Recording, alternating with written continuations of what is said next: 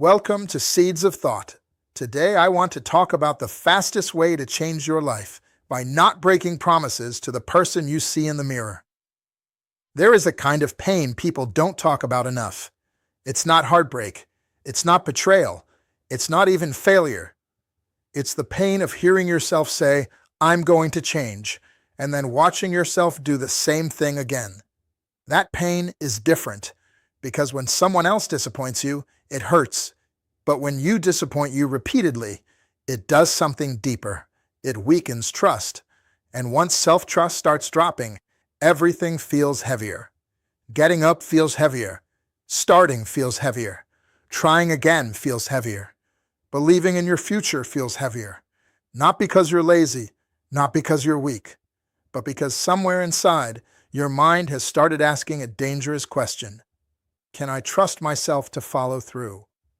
It controls how boldly they dream, how quickly they act, how long they stay consistent, how much they believe they can handle. And most people think the answer is more motivation. No, the answer is self-respect. Because greatness is not built on hype. It's built on a private relationship. The relationship between your mouth and your actions. The relationship between your standards and your habits. The relationship between what you say matters and what you actually do when no one is watching. So today, I don't want to give you another speech about proving people wrong with revenge. I want to give you something better. I want to show you how to prove them wrong by becoming the kind of person who keeps their word to themselves. Because once that happens, your life changes from the inside out. Let's name the real problem. Most people are not stuck because they lack information. They know what to do. Drink more water. Wake up earlier. Stop wasting hours. Work on the skill. Save the money. Make the calls. Write the pages. Train the body. Guard the mind. They know. The problem is not ignorance. The problem is the cycle. The cycle of, I'm starting Monday. This time, I'm serious. I know I need to change. Then 3 days later, I'll try again next week. That cycle is expensive, not just because of lost time, because every broken promise leaves a mark. And eventually, your mind stops taking your goals seriously. You say, I'm going to build. Your mind says, you always say that. You say, this year will be different. Your mind says, we've heard this before. You say, I'm done playing small. Your mind says, then why are we still negotiating with the same habits? Do you see what's happening? You are trying to build a new life with a damaged relationship to your own word. That's why this isn't just productivity. This is personal integrity. And I need somebody to hear this. Every time you keep a promise to yourself, even a small one, you rebuild authority in your own life. That's what people miss. Small, kept promises are not small. They are bricks. Bricks of self-trust, bricks of identity, bricks of momentum, bricks of internal credibility. And once you start stacking enough of those bricks, you stop needing to feel ready. Why? Because you no longer rely on emotion. You rely on evidence. You can look at your habits and say, I trust myself because I have proof. That is power. A lot of people feel powerful while watching a video. Then they feel powerless when the room gets quiet. Why? Because inspiration is public. Transformation is private. Inspiration happens in the moment. Transformation happens in the repetition. Inspiration makes you feel like changing. Transformation requires you to change when you don't feel like it. And that's where many people lose themselves. Not in the big crisis, in the small private moments. The alarm rings. The plan says work. The feeling says later. And in that moment, your future is being negotiated. That's the moment that matters, not what you posted, not what you announced, not what you intended. What did you do when there was no applause? Because that is where character is formed. Character is not what you say in the light. It's what you repeat in the dark. And if you want to prove people wrong, really prove them wrong, you have to start building your life around emotional spikes. You need systems that carry you when feelings disappear. You need defaults. You need rituals. You need friction against your old patterns. You need a life structure that makes self-respect easier to practice. Because if your success depends on being in the mood, your old habits will always outlast your new intentions. Let me give you a rule that I call the mirror standard. It's a simple rule. Live in a way that lets you respect yourself when the room is empty. That's it. Before the money, before the followers, before the recognition, before the title. Can you respect the person in the mirror? Not admire your potential. Respect your practice. There's a difference. Potential is what you could be. Practice is what you are repeatedly becoming. And most people are in love with their potential while being careless with their practice. They say they want greatness, but they protect comfort. They say they want discipline, but they keep designing their day for distraction. They say they want peace, but they keep feeding chaos. The mirror standard cuts through all of that. It asks, did I do what I said I would do today? Did I honor what matters, even when it was inconvenient? Did I move my life forward, even 1 inch? Did I act like a person I can trust? If the answer is yes, you're winning, even if nobody sees it yet. If the answer is no, good. That's not condemnation. That's clarity. And clarity is a gift, because you can build from truth. We have been sold a fake picture of greatness. People think greatness is applause, influence, money, titles, visibility. But that's not where greatness starts. Greatness starts the first time you choose principle over impulse in a private moment. Greatness starts when you tell the truth about your patterns. Greatness starts when you stop blaming the clock and admit you leak time. Greatness starts when you stop calling avoidance planning. Greatness starts when you stop romanticizing your potential and start honoring your process. That is greatness in seed form. And the problem is, seed stage greatness doesn't look impressive. It looks like going to bed on time, turning your phone off, reading instead of scrolling, saving money nobody sees, practicing a skill when you're still bad at it, working on something that hasn't paid you yet, keeping your standards when your emotions want relief. That doesn't look glamorous, but that is exactly why it works. Because the people who become undeniable are usually the people who learned how to respect themselves before the results arrived. They weren't just chasing success, they were building someone who could carry it. That's a different goal, and it changes how you move. Let's deal with failure, because this is where self-trust often collapses. A lot of people fail once and immediately make it personal. I messed up becomes I am a mess. I missed today becomes I never stay consistent. I made a bad decision becomes I always ruin everything. No, that is emotional exaggeration, and emotional exaggeration will sabotage your future faster than failure itself. Failure is an event. Identity is a decision. Don't merge them. If you miss the workout, you miss the workout. If you wasted the morning, you wasted the morning. If you fell back into the pattern, you fell back into the pattern. Tell the truth. But don't build a throne for shame, because shame does not produce discipline. It produces hiding, and hiding is where cycles grow. The mature response to failure is not self-hatred. It is self-correction.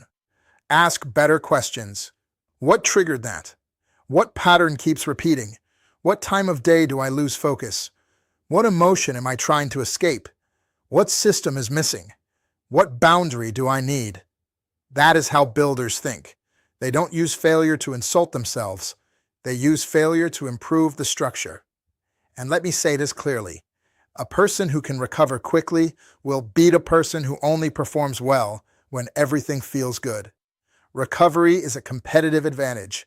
Get good at returning. Return after the bad day. Return after the missed week. Return after the setback. Return after the embarrassment. Do not let one broken promise become a new identity. Repair it quickly.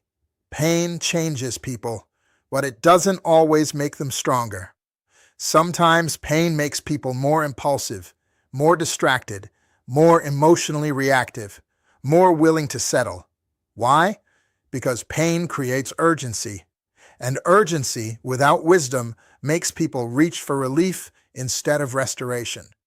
That's why pain is such a turning point. Pain will ask you, what do you really worship, comfort or becoming? When you're hurting, your standards get tested. Will you numb out? Will you disappear? Will you abandon your routines? Will you betray your future for temporary relief?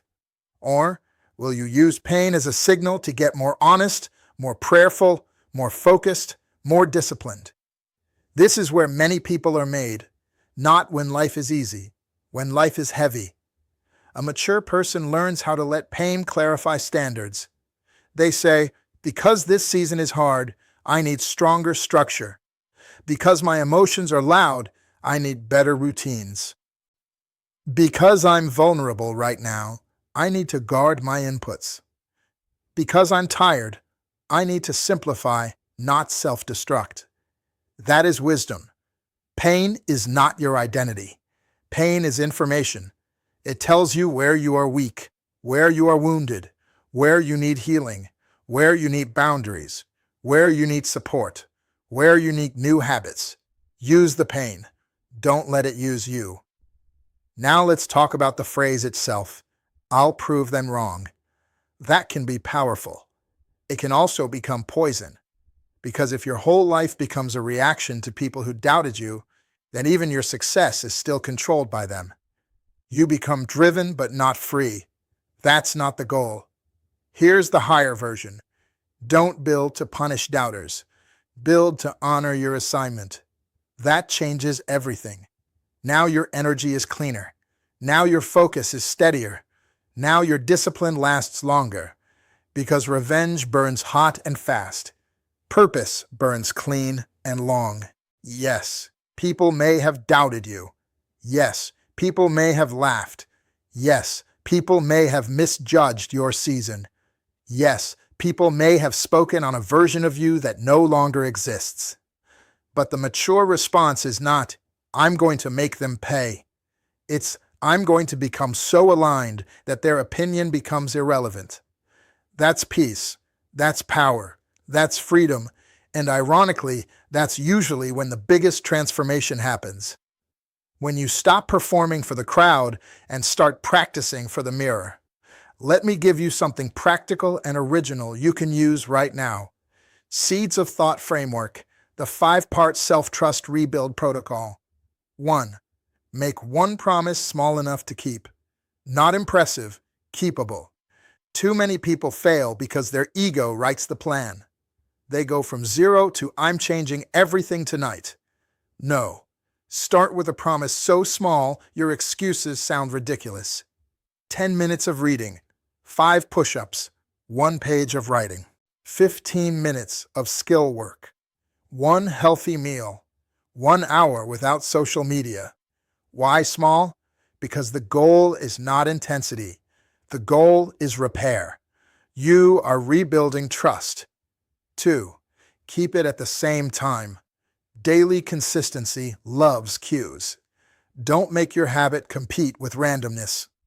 Tie it to a time or trigger. After prayer, after coffee, before work, after dinner, before bed. You are not just building a habit. You are building a predictable relationship with yourself. 3. Track proof, not perfection. Most people quit because they only count outcomes. Instead, count completed reps. Did you do it? Yes or no? That's it. Perfection is ego. Proof is progress. You need visual evidence that says, I am becoming consistent. 4. Repair fast when you slip. You will miss a day, maybe more. The rule is simple. Never miss twice without a response. If you slip, do a reset rep immediately. Missed workout? Do 10 squats. Missed writing? Write 1 paragraph. Missed study? Read 1 page. Why? Because the goal is to protect identity. I am still a person who returns. 5. Upgrade the promise only after it feels normal. Don't grow the habit because you're excited. Grow it because it's stable. Stability first, scale second. That's how change lasts. This is how you become dangerous to your old patterns. Not through one emotional breakthrough, through repeated, respected promises. The day you stop arguing with yourself is the day that changes everything. It's not the day you get lucky. It's not the day you go viral. It's not the day everyone finally supports you. It's the day you stop arguing with yourself about what must be done. That day is powerful because indecision drains energy. Negotiation drains energy. Starting and stopping drains energy. Breaking your word drains energy. But when you decide, truly decide, you recover a massive amount of power. Now your focus gets sharper. Now your emotions stop running the whole house. Now your life begins to organize itself around what matters. This is where many people misread discipline. They think discipline is punishment. No, real discipline is relief. It removes the chaos of constant negotiation. It gives your mind something priceless, clarity. And clarity is energy.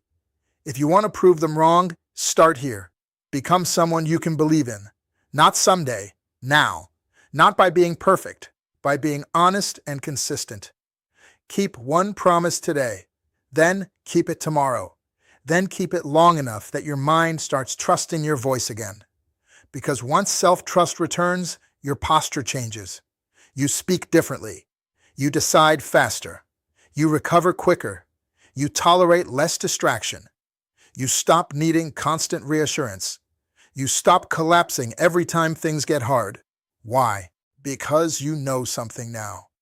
You know you can count on yourself. And that is the beginning of real power. So let people talk. Let people doubt. Let people misunderstand the season you're in. You don't need to win the conversation. You need to win the mirror.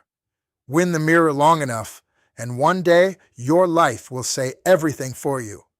Not because you shouted, not because you argued, not because you chased validation, but because you became disciplined enough, honest enough, and consistent enough to build a life that your old excuses can no longer explain. So if you're going to prove anyone wrong, prove wrong the part of you that thinks change won't last, then keep your word long enough to become unrecognizable. If this hit home, don't just agree with it. Start your rebuild today. Comment this, I keep my word.